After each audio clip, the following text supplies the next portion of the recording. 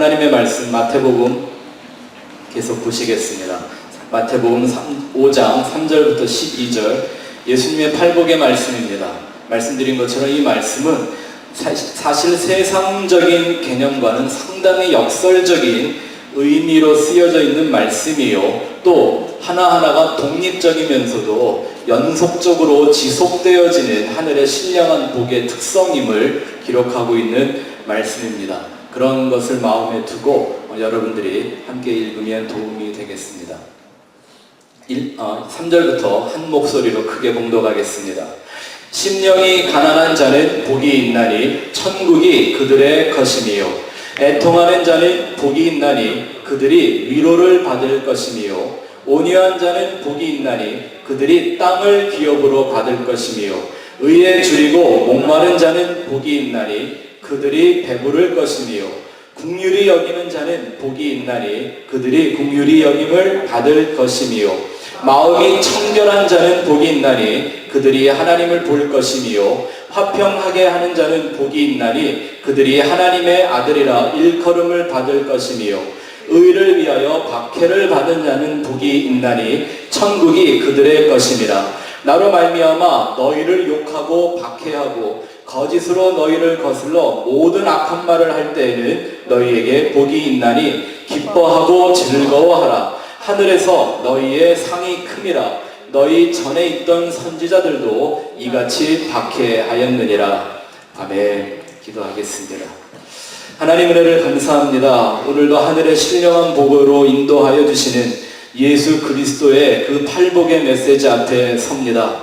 주님이 그 산 위에서 선포하시던 음성을 우리 귀로, 우리의 마음으로 드러낼 수 있기를 원합니다. 소리만 듣는 것이 아니라 그 말씀을 선포하시는 예수 그리스도의 심정을 우리가 함께 소유할 수 있게 되기를 원합니다. 하늘의 진리와 이 땅에 살아가는 우리의 영혼이 하나가 되게 하여 주시옵시고, 이 땅의 저주와 멸망 가운데 사는 우리 인생들로 하여금 하늘의 신령한 복을 발견해낼 수 있는 영의 눈을 열어주시는 거룩한 시간 되게 하여 주옵소서. 하나님, 부족한 입술을 가진 종이 두렵고 떨림으로 이 말씀 앞에 섭니다.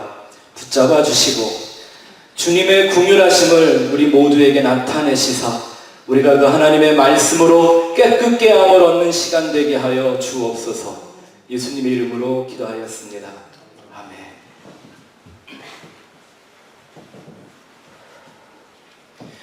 우리가 지지난주에는 5번째 복, 긍휼히 여기는 자는 복이 있나니 그들이 긍휼히 여김을 받을 것이며 라고 했습니다. 이 말씀을 통해 우리가 반드시 잊지 말아야 될 한 가지 사실은, 하나님이 우리에게 베풀어 주신다는 그 긍휼과 우리가 이 땅에서 누군가를 긍휼히 여긴다고 할 때 그 긍휼의 내용이 똑같아야 이 참된 복이 우리 삶 속에 실현된다라는 것입니다. 긍휼함은 단순히 사람을 불쌍히 여기거나 어떤 동정심이나 구제하는 것보다 더 깊은 의미가 있다고 말씀을 드렸죠. 긍휼이란 하나님 아버지께서 잃어버린 영혼, 죽어가는 영혼 한 사람을 위하여 그 구속의 언약을 성취하시는 그 하나님의 열정적인 의지, 그것을 긍휼이라고 한다고 말씀을 드렸습니다. 히브리어로는 라함, 무슨 뜻이었죠? 여인의 자궁, 이런 의미가 있습니다. 자, 여인의 자궁이 뭐예요? 생명이 잉태되는 곳이고 생명이 자라나는 곳이고 그것을 통하여 생명이 탄생하게 되는 것입니다. 한 어머니가 자기 안에 생명이 잉태되어 그 생명을 탄생하기 위하여 자기 몸 다 망가지고 결국은 자기 몸을 찢어서까지 그 생명을 이 땅에 태어나게 만들기를 원하는 그 심정, 그것이 바로 하나님의 긍휼입니다. 그것이 오늘날 교회 안에 저와 여러분들 안에 있어야만 되는 하나님의 긍휼함입니다. 그것을 우리에게 기억하게 하는 말씀이 한 군데 있죠. 이사야서 49장 15절 말씀 한번 같이 한번 크게 읽어볼까요? 이사야서 49장 15절 시작. 여인이 어찌 그 젖먹는 자식을 잊겠으며 자기 태에서 난 아들을 긍휼히 여기지 않겠느냐. 그들은 혹시 잊을지라도 나는 너를 잊지 아니할 것이라. 이것이 하나님의 긍휼함입니다. 우리 안에, 우리 교회 안에 이 긍휼한 마음이 넘쳐나기를 원합니다. 예수 믿는 신앙은 결코 충동적인 선행의 의지나 종교적 감성에 이런 것에 빠지면 안 됩니다. 그러면요 좋은 일 하고 헛수고합니다. 바리새인들은 금식을 하면서까지 고아와 과부들을 구제한다고 했지만 구제하고 저주받았습니다. 자기 의를 보호하거나 외형적인 종교적 책임을 다하는 것으로 하나님의 긍휼을 나타낸다고 생각하면 그건 착각입니다. 그래서 오늘날 기독교는 세상을 이기는 힘을 잃어버린 거죠. 마치 그런 동정심, 그런 구제하는 것이 빛과 소금이 된 것이냐 그렇게 애를 써왔지만 우리는 미국에서 동성결혼을 합법화하는 결과를 보면서 그건 실패였다. 그 말씀의 뜻은 그게 아니었다라는 걸 우리는 분명히 증명한 셈이 되고 말았습니다. 동성결혼 혹은 동성애에 빠진 사람, 우리와 똑같은 죄인의 하나일 뿐입니다. 그들을 긍휼히 여길 수 있어야 합니다. 불쌍히 여겨야 합니다. 그들을 위해 중보해야 합니다. 눈물 흘릴 수 있어야 합니다. 하나님 그들에게 동일한 긍휼의 은혜를 베풀어 주신다고 약속하셨기 때문입니다. 오늘은 6번째 복인 마음이 청결한 자는 복이 있나니 그들이 하나님을 볼 것이며 라는 말씀 한번 같이 나누어 보겠습니다. 한번 따라해 볼까요? 마음이 청결한 자는 복이 있나니 그들이 하나님을 볼 것이며. 아멘.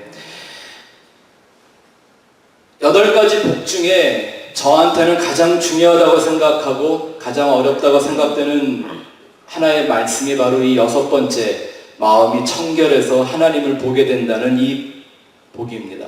왜 이게 저한테 그렇게 중요한지, 왜 어려운지 한두 가지 질문만 해보면 여러분들도 같은 마음 가지실 수 있을 거라고 생각합니다. 한번 여쭤볼게요.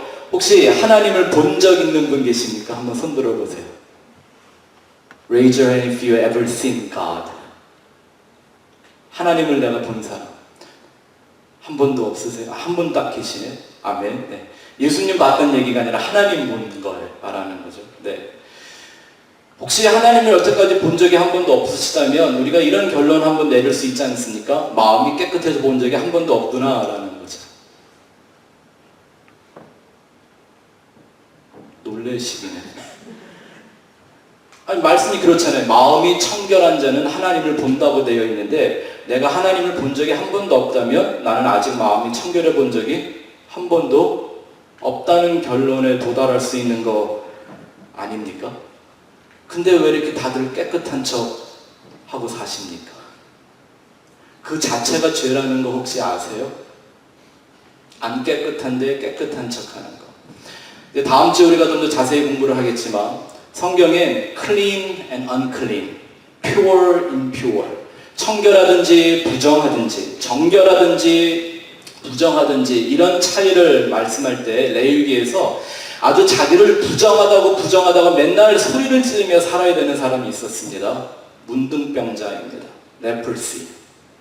문둥병에 걸린 사람들은요, 검은 옷을 입고 길을 가다가 누가 자기 옆으로 오잖아요. 그러면 아랫입술을 자기 윗입술로 이렇게 붙여놓고서 unclean, unclean, 부정하다라고 소리를 질러야만 했습니다. 왜? 나는 문둥병에 걸려 부정한 병자이기 때문에 내 곁에 오면 내 병을 옮게 됩니다. 그러니 내 곁에 오지 말라고 소리를 지르게 되어 있는 것이 문둥병자에 대한 규례 중에 하나였습니다. 근데 그 문둥병자가 검은 옷도 입지 않고 자기를 부정하다고 말하지 않는다면 그것이 바로 하나님 앞에 범죄하는 가증한 죄가 된다고 얘기했습니다. 어찌 하나님을 본 적도 없는, 다시 말하면 마음이 한 번도 깨끗해 본 적이 없는 인생들이 자기의 부정함을 외치지 않고 살고 있을까요? 거봐요. 이 말씀 어렵죠? 말씀 무섭죠? 이 팔복의 말씀 중에 저한테 제일 어려운 구절이 바로 이 말씀입니다. 이 세 단어, 마음, 청결, 하나님 보는 거. 이게 성경의 전부입니다. These only three words give me so much hard time to understand. Heart, clean, and seeing God. This is all about Christianity. 그죠? 마음에 깨끗한 자라는 이 말씀, 이것도 너무 어렵고요. 하나님을 보게 된다는 것도요. 그 복이라는 것 자체가 너무 신비해서 경험하기도 정말 어려운 것입니다. 제가 지난 금요일에 여러분들을 봤을 때 말수가 좀 유독 적었던 것은 다리가 아파서가 아니었었고요. 한 주간 동안 이 말씀을 설교하기 위해서 제가 묵상하고 사실은 걱정이 되고 도대체 나 같은 사람이 왜 또 이 말씀을 어떻게 전해야 할지, 어떻게 그 핵심을 여러분들이 잘 이해할 수 있도록 설교할 수 있어야 되는 생각이 멈추지 않았기 때문입니다. 제가 25년을 설교를 하던 중에 이제 하나님의 말씀이 팔복의 말씀이요, 심령이 가난한 자가 뭔지 좀 아는 것 같습니다. 그래서 제가 하나님의 나라의 백성으로 살고요, 애통하는 자가 복이 있다고 하셨는데 그 애통함이 이제 뭔지 제 안에 좀 있는 것 같습니다. 그렇게 내 자신을 바라보며 이 세상을 바라보며 매일 애통하는 삶을 사니까 하나님이 불쌍히 여겨 위로해 주시는 그것을 경험하고 살고 있기 때문인 거죠. 온유함. 이제 하나님의 말씀이라면 내가 손해가 되고 나한테 어려움이 닥쳐도 그 말씀에 순종하고 나를 복종시키려고 하는 겸손함도 좀 이젠 제 안에 만들어진 것 같습니다. 그래서 얼바인같이 좋은 땅을 저한테 기업으로 주셨다고 믿습니다. 긍휼히 여기는 것이 뭔지 이해가 되고요, 의에 줄이고 목마른 게 뭔지 조금 알 것 같은데 아직도 제 안에서는 날마다 혼자 번민하며 싸우며 스트러글을 하는 하나님의 복이 있으니 마음이 청결한 자의 복이더라는 것. 솔직히 말하면 이 말씀 앞에서는요, 언제나 자신이 없어집니다. 겸손할 수밖에 없습니다. 지난 25년 동안 이 한 절의 말씀을 아마 3-4번 이상 제가 설교할 수 있는 기회가 있었는데요, 처음 설교할 때가 제일 쉬웠습니다. 2번째 어렵고 3번째 더 어렵고 오늘 여러분들 앞에 서는 게 이렇게 힘들지 모르겠습니다. 깨달으면 깨달을수록 도저히 깨끗한 마음을 가질 수 없고 아무리 노력해도 깨끗해지지 않고, 그렇다고 하나님을 보는 것도 아니고 볼 자격도 없는 내 자신을 보면서 난 또 가난해지고 또 애통하는 심령이 될 수밖에 없습니다. 보이지 않는 하나님을 보기는커녕 보이는 것도 제대로 보지 못하는 내 자신을 보면서 하나님, 내 눈에 보는 거나 보이는 거나 좀 제대로 보게 해주시면 안 되겠습니까?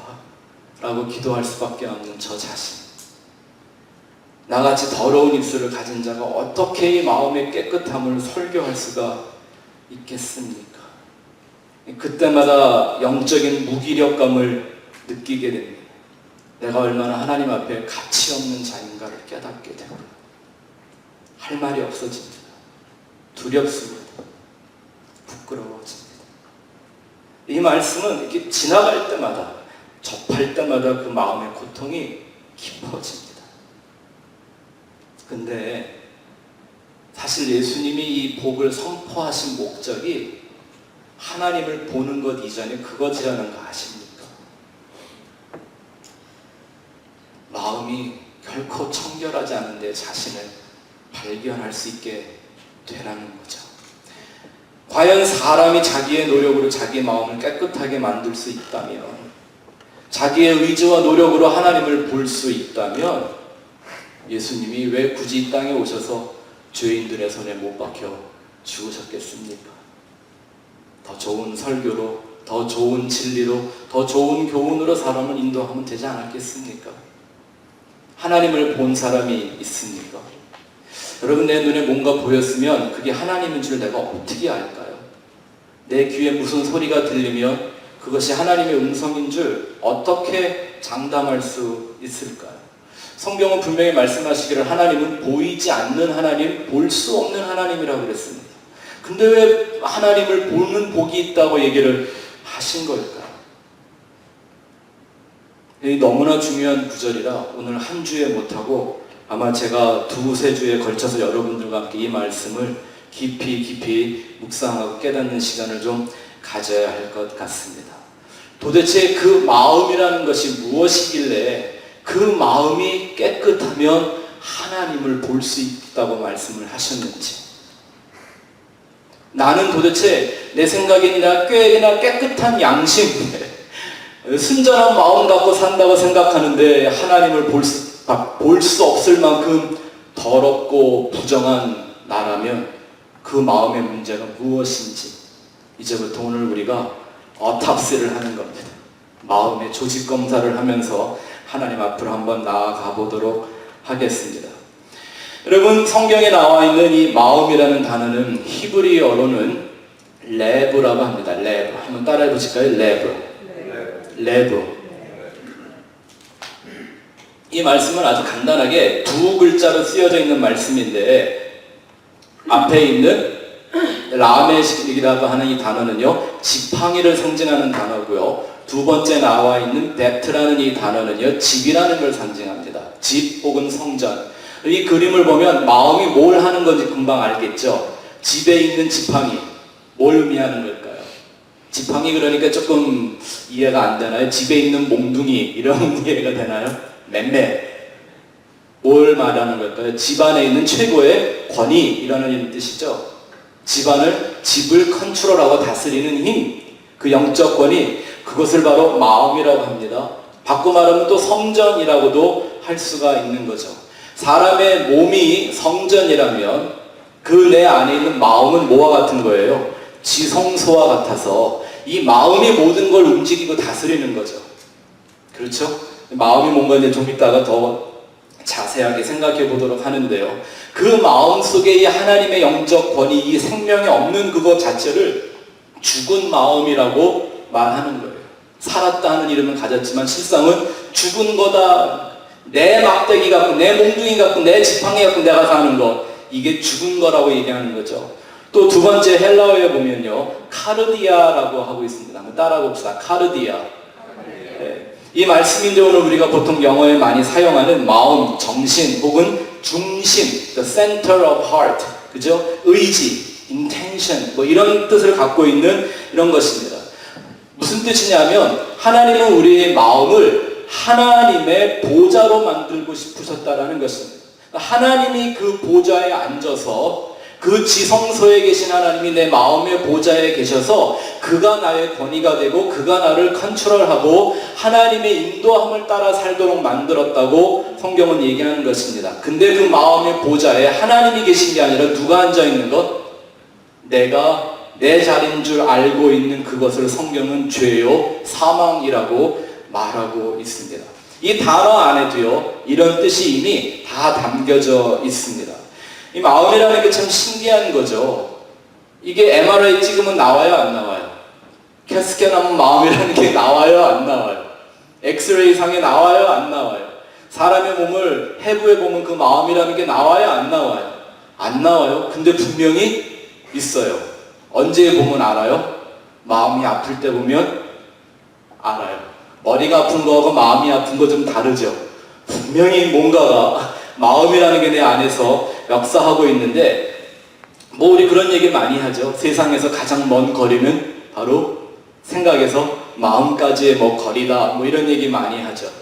이 마음이라는 게 그럼 뭔지 우리가 한번 성경에 나와 있는 10가지, 세상에서 말하는 그런 마음 말고요, 성경에 말하는 마음의 목록 10가지를 한번 생각해 보면 우리가 왜 마음이 청결해야만 하나님을 보게 되는지를 분명히 이해할 수 있게 됩니다. 하나님이 사람을 만들 때 우리 안에 마음이라는 걸 넣어주신 그 목적이 무엇인가를 깨달을 수 있게 되죠. 첫 번째는 마음은 영적 생명의 장기입니다. 장기. 우리 몸 안에 있는 기관 같다라는 거죠. 이건 영적인 기관입니다. 이런 거 있죠, 여러분. 생각은 지적인 기억을 담아두지만 마음은 영적인 기억을 담아둡니다. 이해가 되시나요? 그래도 구구단은 머리로 해요. 그런데 추억은 가슴으로 해요. 혹시 구구단을 마음으로 하는 분 계세요? 이는사. 이상은 6. 이러면서 혹시 마음으로 구구단 하세요? 아니죠. 그런 지식은 머리로 하는 거예요. 뭐 국민 헌장을 외우시든 국기에 대한 맹세를 외우시든 그건 다 머리가 해요. 그러나 소중한 추억들은 마음이 하는 거죠. 이 성경은 그래서 이 마음이라는 영적인 기능을, 영적인 기관에 대한 설명을 더 적극적으로 하고 있습니다.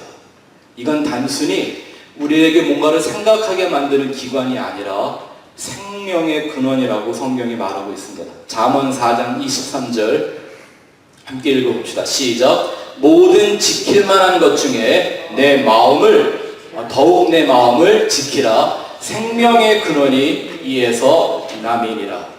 생명이 어디서 나온다고요? 마음에서 나옵니다. 그래서 마음이란 영혼의 심장과 같은 겁니다. 우리 육신에 있는 그 심장, 그 하트가 피를 펌핑을 해주고 그 피를 돌리며 우리의 육이 사는 것처럼 내 영혼의 심장은 바로 그 마음인 것입니다. 그 마음이 하나님의 영을 바라봄으로 하나님의 생기를 펌핑을 하고 그것을 내 안에 생기를 돌림으로 우리는 살아있는 영혼이 되는 것입니다. 우리 안에 있는 위, 스타먼, 이거는 밥이 들어가는 곳이라면 마음은 영혼의 양식이 들어가는 것입니다. 또 우리의 육이 먹지 않고는 살 수 없듯이 우리의 마음은 하나님의 말씀을 먹지 않으면 살 수 없는 것을 가르쳐 줍니다. 또 베드로 사도는 얘기하죠. 너희가 갓난 아이들과 같이 신령한 젖을 사모하라. 여러분, 내 마음이 이런 영적인 배고픔이나 영적인 목마름을 느끼지를 못하고 있다면 어쩌면 그 영혼은 아직 거듭나지 못한 영혼일 위험이 있습니다. 예수 그리스도 안에서 그 피로 거듭난 산 영혼들은 우리 육신이 안 먹으면 배고픈 것처럼 우리의 영혼의 기갈을, 목마름을, 배고픔을 느낄 수 있게 되는 것이죠. 두 번째, 우리의 마음은 인격과 성품의 그릇입니다. 인격과 성품을 담아내는 그릇입니다. 사람의 인격, 사람의 성품, 그게 어디에 담길까요? 그게 바로 마음이라는 그릇 속에 담기게 되는 거죠. 그리고 그 안에 지, 정의가 담겨 있어서 우리는 대부분 마음의 결정으로 살아가게 됩니다. 생각이 뭔가를 분석하고 따져서 이루어내는 결정은 그다지 많지 않습니다. 하루 온종일 살면서 나로 하여금 무엇인가를 선택하고 결정하게 만드는 가장 바쁘게 움직이는 기관이 있다면 그게 뭘까요? 마음이죠. 마음. 이 마음은 본래 내 사람의 타락한 인격과 성품을 담기 위한 그릇이 아니고 하나님의 형상을 담기 위한 그릇이었다라는 겁니다. 빌립보서 2장 5절 같이 한번 읽어보죠. 빌립보서 2장 5절 시작. 너희 안에 이 마음을 품으라. 곧 그리스도 예수의 마음이니. 예수 그리스도의 마음을 갖기 위해서 내 안에는 마음이라는 그릇을 갖게 된 것입니다. 나를 담는 것이 아닙니다. 잘 들으세요. 내 마음엔 나를 담기 위한 그릇이 아니라 하나님의 형상인 예수 그리스도의 마음이 채워지게 만들어 놓은 것이 그게 마음이라는 그릇입니다.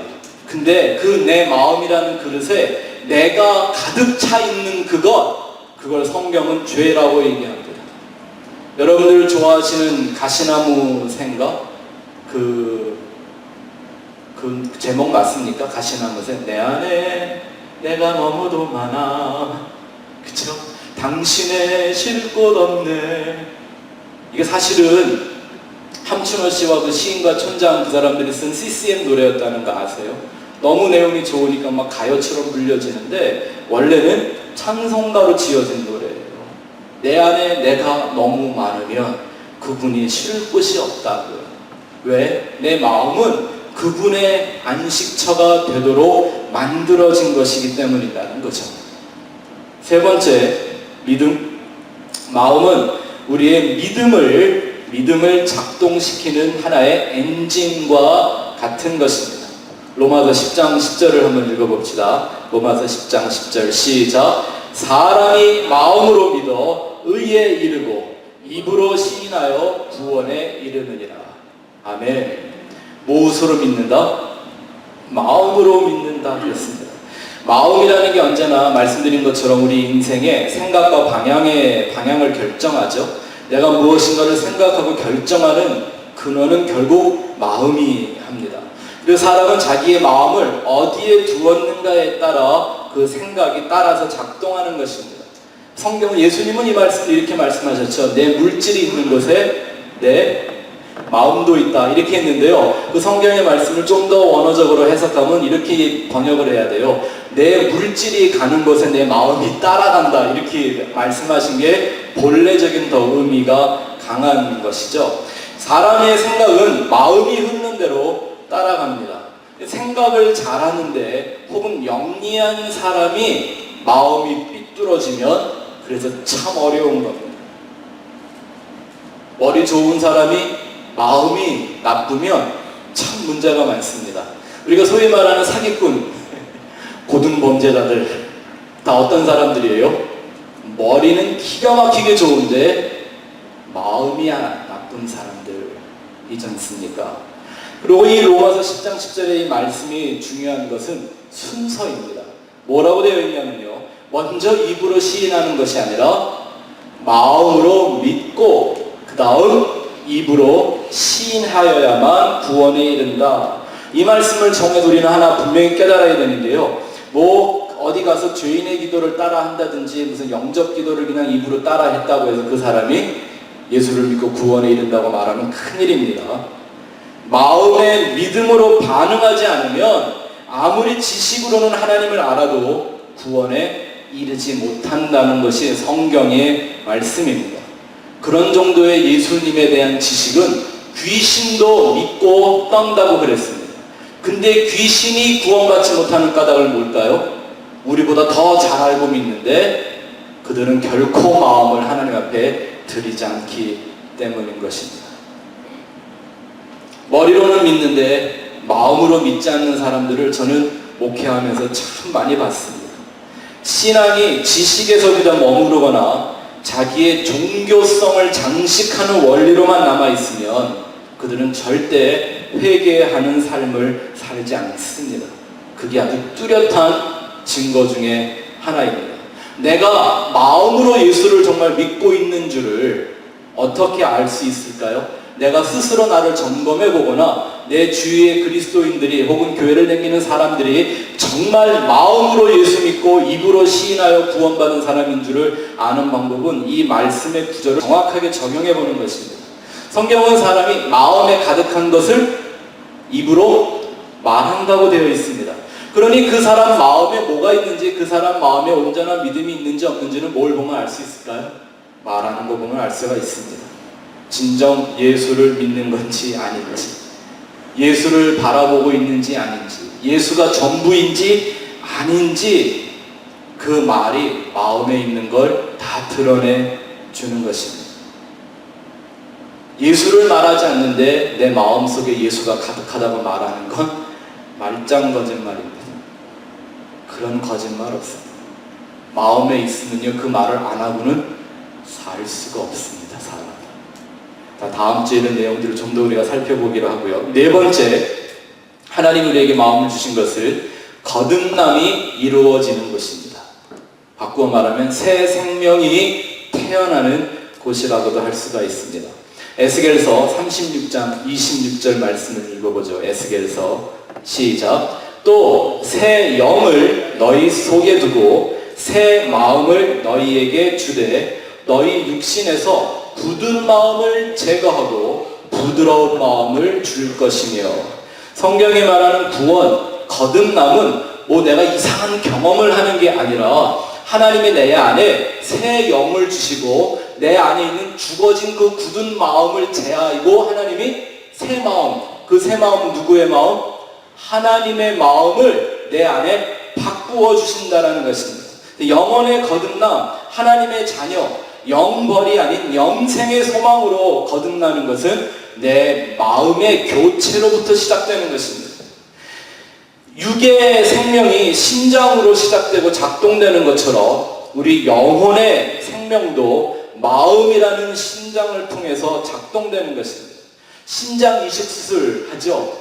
아주 과학이 의술이 발전해서 이제는 내 심장이 잘 작동 안 하는 거 빼버리고 건강한 다른 심장을 이렇게 얻어서 심장을 돈 주고 살 수 있는 시대가 됐어요. 그죠? 좀 있으면 이렇게 3D 프린팅으로 만든다면서요. 네. 그래서 살아갈 수밖에 됐는데요. 내 심장을 바꾸면 내 심장 아니지만 남의 심장 갖고 내 인생을 사는 거죠. 이게 heart transplant 하는 거죠. 혹시 이걸 아시나요? 역사적으로 이 신장 이식 수술을 가장 먼저 성공을 해서 가장 많은 신장 이식 수술을 한 의사가 있는데요. 그의 아내가 아주 소문난 악처였답니다. 그래서 그 의사가 돌아가시고 장례식을 치르는 날 그 의사를 아는 친구들이 그런 얘기를 했대요. 저 의사가 남의 신장은 다 바꿔주고 살았어도 자기 아내의 하트는 못 바꿔 죽었구나 그랬답니다. 내 심장, 그 하나님의 심장이 내 안에 들어와 뛰게 만드는, 나를 다시 살게 만드는 생명력은 바로 우리의 마음에 있다고 성경이 가르쳐 줍니다. 다섯 번째, 하나님이 우리에게 마음을 주신 것은 하나님의 관계가 이루어지는 곳으로 주셨습니다. 하나님과의 관계가 이루어지는 곳으로 주셨습니다. 로마서 1장 28절에 이 의미가 분명하게 들어있죠. 로마서 1장 28절 같이 읽어보죠. 시작. 또한 그들이 마음에 하나님 두기를 싫어하며 하나님께서 그들을 상실한 마음대로 내버려 두사 합당하지 못한 일을 하게 하셨으니. 그럼 이 말씀을 가만히 들여다보면 마음이 원래 뭐 하는 데라고요? 하나님을 모셔두는 데다라는 의미가 분명하죠. 마음으로 하나님을 섬기는 것이다. 근데 사람들이 갖고 있는 죄의 시작은 뭐부터? 하나님을 마음에 두기를 싫어하는 것. 그것을 성경은 the broken heart, 상실한 마음, 타락한 마음이라고 표현하고 있습니다. 하나님과의 인격적인 관계는 우리 마음을 통해서, 마음 안에서 이루어지는 것입니다. 아무리 하나님에 대해서 머리로 복잡한 생각을 많이 하고 입술로 많이 하나님에 대하여 말해도 내 마음 안에서 하나님을 모시고 그 하나님과 인격적인 관계를 누리고 있지 않다면 그 마음은 자체가 상실한 마음입니다.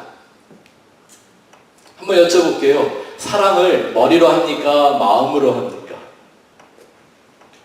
네? 마음으로 하죠? 네, 근데 대답하기가 좀 불편한 분들은요, 어느샌가 사랑을 머리로 하고 있어요. 그죠? 우리가 막 누군가를 사랑하고 그 사랑의 열정에 빠질 때 생각이 움직이는 게 아니라 뭐가 움직여요? 내 마음이 그냥 나를 막 끌고 가요. 생각을 나중에 하게 되는 거죠. 근데 그 사랑이 식어버리거나 혹은 사랑이 변질되면 사랑을 마음으로 하는 게 아니라 머리에 증거를 해요.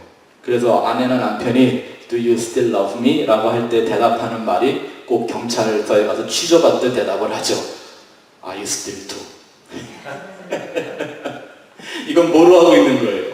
마음이 없이 머리로 하고 있는. 그 사랑은 진정한 사랑 아니겠죠. 회복되어야 되고 다시 불이 붙어야 되는 사랑이겠죠. 하나님을 사랑하는데 머리로 할까요? 마음으로 할까요? 하나님과의 관계라든지 하나님에 대해 사랑의 마음을 말하면 여러분들은 마음이 뜨거워집니까? 머리가 뜨거워집니까? 사랑하지 않는 걸 억지로 사랑하려면요, 마음이 뜨거워지는 게 아니라 머리가 뜨거워지죠? 다시 여쭤볼게요. 하나님과의 그 영적인 관계, 인격적인 관계, 하나님에 대한 사랑을 생각하면 여러분 마음이 뜨겁게 뜹니까? 아니면 머리가 뜨거워집니까? 내 마음에 뭐가 있는지를, 내가 뭐와 관계하는지를 알 수 있게 해주는 것이죠. 여섯 번째, 하나님 우리에게 마음을 주신 이유는 성령이 내주하시는 곳으로 주셨습니다. 하나님의 성령이 우리 안에 내주하는 곳이죠. 고린도후서 1장 21절 22절 같이 읽어봅니다. 시작. 우리를 너희와 함께 그리스도 안에서 굳건하게 하시고 우리에게 기름을 부으신 이는 하나님이시니 그가 또한 우리에게 인치시고 보증으로 어디에? 우리 마음에 성령을 주셨느니라. 아멘. 그러면 하나님의 성령은 어디로 임하십니까? 우리의 마음으로 임하십니다. 그리고 그 하나님의 성령은 어디에 사시겠습니까? 우리의 마음이라는 지성소에 그분이 사시는 거죠. 성령은 결코 인간의 얄팍한 지식 속으로 들어오시지 않습니다. 그 지식 속에 살려고 하지 않습니다. 그리고 우리의 바쁜 입술에 살고 있지 않습니다. 교회에서 날마다 부르는 성령 충만이라는 노래 속에 살지 않으십니다. 성령님은 우리 마음에만 사십니다. 그래서 내 마음이 되지 않는 성령의 감동은 무기력한 것입니다. 성령은 내 안에 들어오셔서 하시는 일이 있습니다. 성령은 육체의 소욕을 거스리고 육체는 성령의 소욕을 거스리나니 이 둘이 서로 싸워 육신이 하는 것을 하지 못하게 하려 함이라. 이 말씀은요, 성령은 내 마음을 전쟁터로 삼고 계신다라는 얘기도 됩니다. 그 싸움에서 성령이 내 마음에 들어와 나와 싸울 때 내가 패하지 않으면, 내가 지지 않으면, 내가 무릎 꿇지 않으면, 내가 복종하고 항복하지 않으면, 내가 부인되지 아니하면 성령의 역사가 결코 이루어질 수가 없는 겁니다. 적어도 이 영적인 싸움을, 성령님께서 끊임없이 나에게 걸어오시는 이 영적인 싸움을 쉬지 않고 경험하는 사람이라야 그들이 진정 그리스도의 영으로 인도함을 받는 하나님의 자녀라고 할 수가 있는 것이죠. 또 7번째, 하나님이 우리에게 마음을 주신 것은 바로 그것이 하나님의 말씀이 뿌리를 내리는 곳이기 때문입니다. 하나님의 말씀은 마음이라는 밭에 떨어져 그 속으로 뿌리를 내린다고 성경이 우리에게 잘 가르쳐주고 있죠. 신명기 6장 6절 말씀 한번 읽어볼까요? 이건 하나님이 이스라엘 백성들에게 처음으로 쓰여진 하나님의 말씀을 주시면서 하신 말씀입니다. 같이 읽어봅시다. 시작. 오늘 내가 내게 명하는 이 말씀을 어디에? 너희 마음에 새기고. 어디에 새기라고요? 마음에 새기고. 우리는 가끔 이런 얘기 많이 하죠. 머리가 나쁘면 뭐 같다고요? 돌 같다고요. 그러면서 스스로 미안하기 위해서 돌은 새기기가 힘들어서 그렇지 한번 새기고 나면 오래 갑니다 그러는데, 절대 하나님은 그 말씀을 우리의 돌 같은 머리에 새길 마음이 없으십니다. 어디에 새겨야 한다고요? 돌같이 굳어져 버린 그 마음을 깨트리고 그 마음판에다가 새기라고 말씀하고 있는 거죠. 마태복음 13장에 나와 있는 4가지 땅의 비유, 여러분들 잘 아시죠? 길가가 있고 돌밭이 있고 가시밭이 있고 옥토가 있는데, 이건 뭘 의미하는 말씀이죠? 우리의 하나님의 말씀에 반응하는 내 마음의 상태를 표현하는 거라고 예수님이 해석까지 달아주셨습니다. 하나님의 말씀은 귀로 들어오지만 내 생각을 통해서 어디에? 마음에 뿌리를 내리기를 원하십니다. 근데 예수님의 그 해석해주는 말씀 가운데 보면 그 말씀의 뿌리가 마음으로 자라나지 않으면, 그 마음에 깊이 박히지 않으면 마귀가 와서 그 말씀을 채간다고 얘기하고 있습니다. 내 마음은 이런 전쟁터입니다. 누가 차지할 것인가에 대한 영적 싸움이 쉬지 않고 일어나는 것이 내 마음이더라는 겁니다. 그 마음이 옥토가 아닌 마음은 다 청결하지 못한 더러운 마음인 것을 성경이 우리에게 가르쳐주고 있죠. 하나님은 당신의 그 영원한 생명의 진리가 우리 한 인간이라는 속에 들어와 그것이 지식으로 머물러 있는 것을 오히려 못 견뎌 하시는 분입니다. 하나님의 말씀은 이렇게 가치 없는 말씀이 아닙니다. 그 말씀이 우리의 마음에 깊이 뿌리를 내려 그 말씀의 열매가 우리에 맺어지기를 원하는 거죠. 그래서 예수님은 제자들에게 하신 말씀이, 내가 너희에게 이른 그 말이, 그 로고스가 영이요 생명이다고 예수님은 선언하셨던 겁니다. 8번째, 하나님이 우리에게 마음을 주신 이유는 그 마음이 기도가 이루어지는 곳이기 때문입니다. 진정한 기도가 이루어지는 곳입니다. 시편 20편 4절 말씀 한번 읽어보죠. 시작. 내 마음의 소원대로 허락하시고 내 모든 계획을 이루어 주시기를 원하노라. 아멘. 어떤 소원을 들어주신다? 마음의 소원이요. 여러분, 우리나라가 6.25 전쟁을 한 지 60년이 넘어가고 있으면서도 통일이 안 되는 이유가 뭘까요? 우리의 소원은 통일하고 노래는 부르지만 마음의 소원이 아니기 때문에 그렇습니다. 통일을 대박이라고 생각하는 나라에 무슨 통일이 이루어지겠습니까? 통일도 돈이에요, 돈. 네? 그게 통일의 목적인가요? 응답되는 기도가 있고 응답되지 않는 기도에 대해서 우리 성도들은 늘 질문을 갖습니다. 그것은 성도님들이 이런 걸 물어봐요. 목사님, 어떻게 기도하면 기도가 그렇게 빨리 이루어져요? 그 말은 이런 마음이 좀 담겨 있는 것 같아요. 어떤 말로 어떻게 기도하면 하나님이 빨리 응답해 주세요? 우리한테 어떤 그런 주문 같은 기도문이 있으면 하나 주세요. 뭐 이런 거잖아요. 주문을 외운다고 아무리 외워봐요. 그것이 내 마음의 간절한 소원. 의에 줄이고 목마른 자와 같이 내 마음의 간절한 소원이 되지 않으면 하나님한테는 그저 잡동사니 우편물처럼 취급당하는 게, 사람들이 그저 머리로 생각하고 이런 게 있으면 좋겠지, 이런 게 있으면 편하겠지, 이런 게 하나님의 뜻이겠느니 하고 그냥 주절주절 말에 떠들어대는 그런 기도, 하나님은 당연히 관심을 가지실 이유가 없죠. 기독교의 신앙이 왜 한때 눈물의 신앙처럼 보였는지 아십니까? 눈물이 흐를 수밖에 없는 그 마음의 간절함, 갈망함, 진지함, 그것이 있었기 때문인데 왠지 오늘 이 현대 기독교엔 그 마음에 흐르는 눈물이 사라지고 말았습니다. 명심하십시오.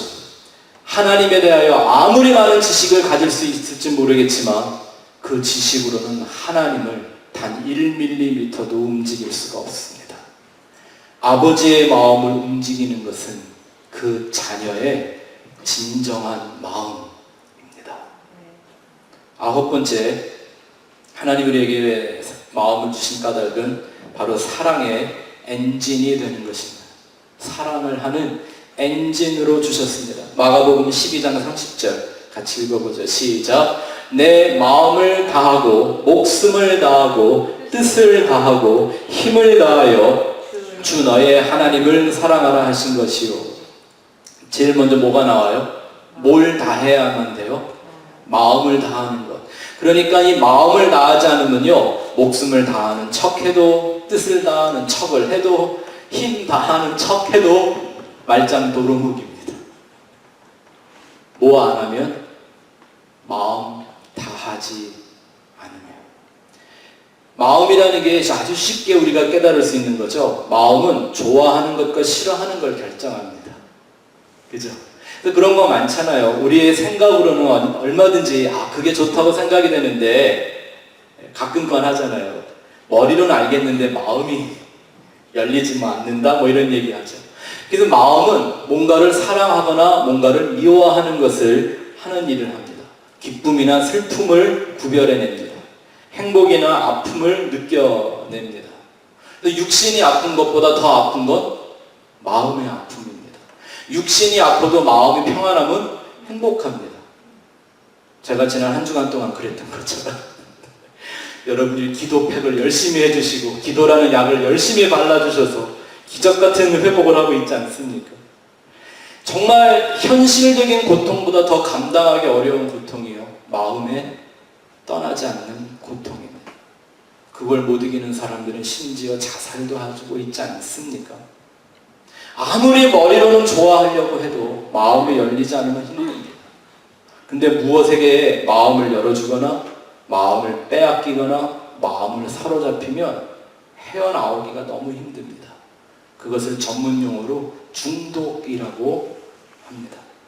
중독이란 내 마음의 핸들을 뺏겨버려서 내 마음대로 내 마음이 컨트롤이 안 되는 겁니다. 우리 인생에 살면서 중요한 가치나 우선권을 정할 때는요, 마음으로 합니다. 마음으로. 머리로 하는 것이 아닙니다. 머리로 좋은 결정을 한 것 같은데 마음이 아픈 일이 생기거나 할 때마다 우리가 하는 말이 있죠? 안 되는 줄 알면서 왜 그랬을까? 그래서 예수님은 말씀하셨습니다. 너희가 나를 사랑하면 내 계명을 지키라. 내 계명을 지키다 보면 사랑이 생길 거다, 이게 아니었습니다. 마음을 다하여 나를 사랑한다면 계명은 자연히 지켜질 거다. 하나님은 저와 여러분의 마음을 원하시는 분입니다. 마지막 10번째, 하나님이 우리에게 마음을 주신 이유는 그것이 바로 연단의 대상이기 때문입니다. 연단, 불같은 시험과 연단의 대상이 되는 것입니다. 잠언 17장 3절 말씀 읽어보겠습니다. 시작. 도가니는 은을, 풀무는 금을 연단하거니와 여호와는 마음을 연단하시느니라. 이 부분은 이제 다음 주에 마음의 정결함에 대해 얘기할 때 우리가 더 설명을 하겠지만, 하나님이 연단하기 원하시는 건 어디예요? 우리의 마음입니다. 이렇게 마음이 중요한 것이기 때문에 하나님은 인생의 마음을 그 더러운 대로, 병든 대로, 고장난 대로 버려두지를 않으십니다. 보세요. 사람의 생각은 교육으로 훈련이 가능합니다. 근데 마음은 연단으로만 됩니다. 여러분들이 자녀들을 길러보신 분들, 부모님들이 이 마음을 아실 거예요. 아무리 자녀들에게 내가 좋은 얘기, 쓸모있는 얘기, 영양가 있는 얘기 다 해줘도 훈련이 되든가요, 안 되든가요? 애들이 엄마 아빠나 잘하세요 이러면 그만인 거예요. 근데 언제 깨달아? 자기들이 그 마음으로 겪어보면 그때서야. 그래서 하나님은 우리의 마음을 불 가운데다 집어넣고 연단하시는 하나님이십니다. 탈무드는 마음을 다스릴 줄 아는 사람이 성숙한 사람이라고 가르치고 있습니다. 근데 정말 마음을 하나님의 뜻대로 다스릴 수 있는 사람들이 있을까요? 하나님이 보는 인간의 마음의 상태가 어떤지를 한 번만 더 성경 구절을 보고 마치도록 하겠습니다. 하나님 보는 지금 내 마음의 상태가 어떤가? 예레미야 17장 9절 10절 읽어봅시다. 시작. 만물보다 거짓되고 심히 부패한 것은 마음이라. 누가 능히 이를 알리오마는 나 여호와는 심장을 살피며 폐부를 시험하고 각각 그 행위와 그의 행실대로 보응하나니. 오늘 이 시간 이후부터 한 주간 동안 여러분들의 마음에 한번 집중해 보시기를 바랍니다. 그 마음이 내가 사람인가 아닌가를 결정하는 거예요. 내가 하나님의 사람인가 아닌가를, 내가 십자가의 전달자인가 아닌가를 결정해 줍니다. 한 주간 동안 여러분들이 마음의 상태, 여러분의 마음의 컨디션이 어떤지, 여러분 마음속에 도대체 뭐가 살고 있는지, 여러분의 마음을 조정하려고 하는 것들이 무엇인가를 한번 집중해 보시기를 바랍니다. 그래야 우리의 마음이 다음 주에 마음이 청결한 자가 되는 것이 또한 무슨 의미가 있는지를 깨달을 수 있는 영적인 준비가 되어서 하나님의 말씀 앞에 서게 될 거라고 생각합니다. 기도하시겠습니다. 하나님 앞에 각자 겸손한 마음으로, 정말 진지한 마음으로, 상한 심령으로 기도합시다. 주님, 내 마음을 내 눈으로 볼 수 있기를 바랍니다. 내 마음도 보지 못하는 눈이 어찌 하나님을 보겠습니까? 내 마음의 컨디션이 어떤지, 내 속에 무엇이 사는지, 무엇이 나를 지배하고 있는지도 알지 못하는 내가 어찌 하나님을 보겠습니까? 하나님, 내 눈을 열어 하나님이 눈에 보이시는 그 마음의 상태를 나도 볼 수 있게 해 주옵소서. 마음이 청결한 자에 이를 수 있도록 내 마음을 보여 주옵소서. 이 시간 우리 한번 간절한 마음으로 합시다.